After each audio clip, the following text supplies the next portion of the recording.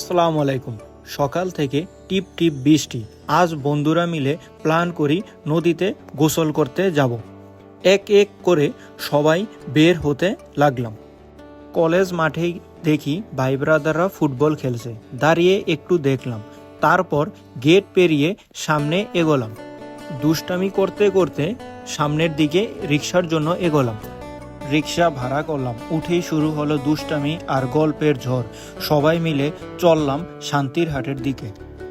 হাসি মজা আর বন্ধুত্বের ছোঁয়ায় ভরে উঠল সেই রাস্তাটি। এক এক করে আমরা সবাই রিক্সা থেকে নেমে গেট পেরিয়ে ভিতরে প্রবেশ করলাম। এসেই দেখলাম এই চমৎকার পরিবেশে স্থানীয় অনেকেই ফুটবল খেলতেছিল। আমরা এই বালুর মাঠ দিয়ে হাঁটি হাঁটি পা করে নদীর দিকে এগোলাম।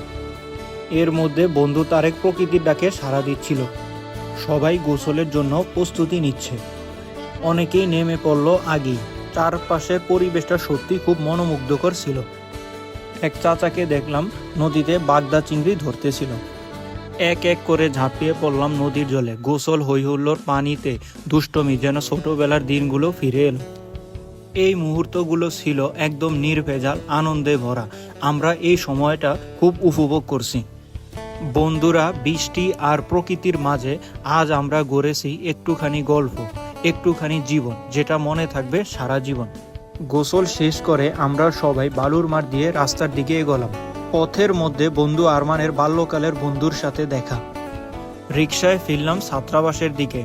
সবার গা ভেজা চোখে ক্লান্তি, তবুও মুখে এক অদ্ভুত শান্তির হাসি। সব মিলিয়ে আজকের এই ভ্রমণটা সত্যিই ছিল অসাধারণ। ভুল ত্রুটি সবাই ক্ষমা সুন্দর দৃষ্টিতে দেখবেন। এটাই আমার প্রথম ব্লগ ভিডিও। ধন্যবাদ সবাইকে।